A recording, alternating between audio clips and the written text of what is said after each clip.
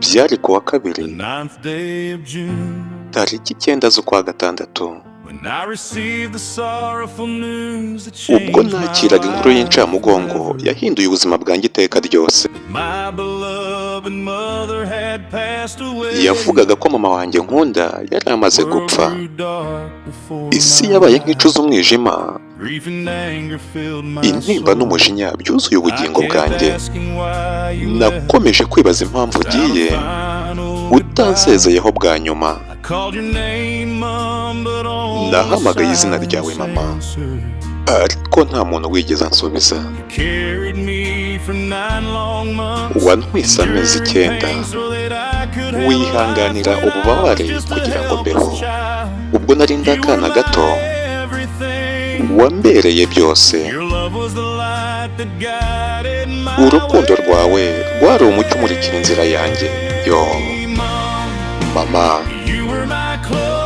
wari inshuti yanjye magara kurusha undi muntu uwo ari we wese muri iyi si. Iteka nzagukumbura iteka, nubwo utakiri hano iruhande rwanjye. Yo mama, wari inshuti yanjye magara kurusha undi muntu uwo ari we wese muri iyi si. Nzakugumisha iteka ryose mu mutima wanjye. Yo kugeza ku munsi tuzongera kubonana.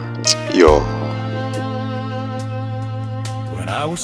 iyo nabaga ndwaye warahangayikaga maze ukabura amahoro. Wamaraga amajoro udasinziye uri kunyitaho, nuko bwacya mu gitondo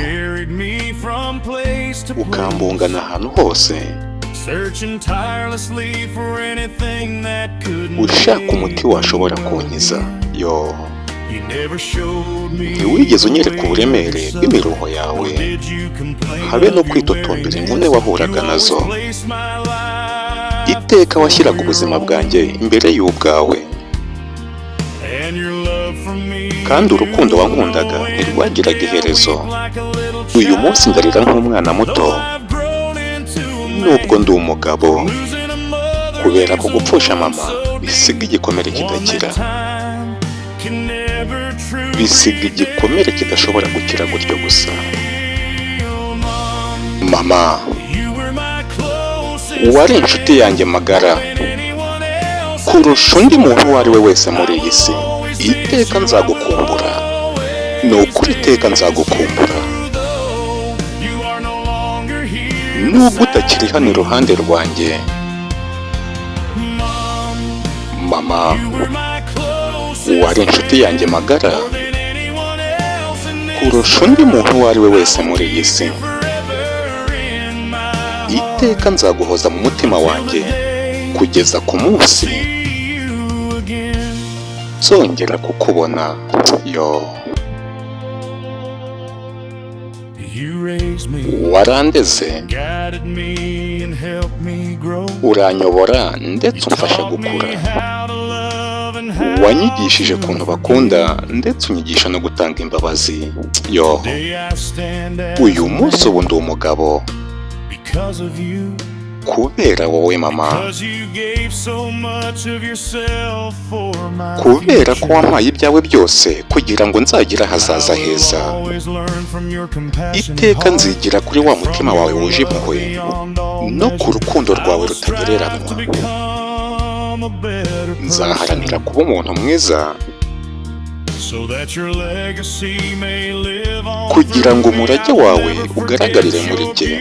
Sinzigera nibagirwa inseko yawe nziza, ubwiza bwayo buracyari mu ntekerezo zanjye. Nubwo amaso yanjye atagishobora kukubona, isura yawe igumana nanjye buri munsi. Yo iyo ndebye nk'ahantu wakundaga kwicara ndarira. Yo kandi iyo numvise izina ryawe umutima wanjye urababara. Iyo nibutse uburyo wankundaga amarira arisuka, kubera ko nta muntu ushobora kumusimbura. Yo, nakubuze muri iyi si, ariko uracyandi mu mutima. Nabuze kugaragara kwawe, ariko sinigeze nkwibagirwa. Urukundo rwawe ruracyangeraho, rumeze nk'akayaga gahuha maze kakazana roho yawe iruhande rwanjye. Mama, wari inshuti yanjye magara kurusha undi muntu uwo ari we wese muri iyi si. Nzahora iteka ngukumbura, ni ukuri rwose nzagukumbura. Yo, nubwo utakiri hano iruhande rwanjye. Mama, wari inshuti yanjye magara kurusha undi muntu uwo ari we wese muri iyi si. Nzaguhoza iteka mu mutima wanjye kugeza ku munsi nzongera kukubona. Uruhukira mu mahoro, mama wanjye nkunda. Aya marira yanjye ni igihamya cy'ukuntu nagukundaga. Nzakomeza kugendera mu ntambwe zawe wanyigishije, kandi izina ryawe rizahora iteka ryose mu mutima wanjye. Yo, yari Mr. Roben nk'ibisanzwe. Bye bye, ndabakunda kuko muri inshuti zanjye.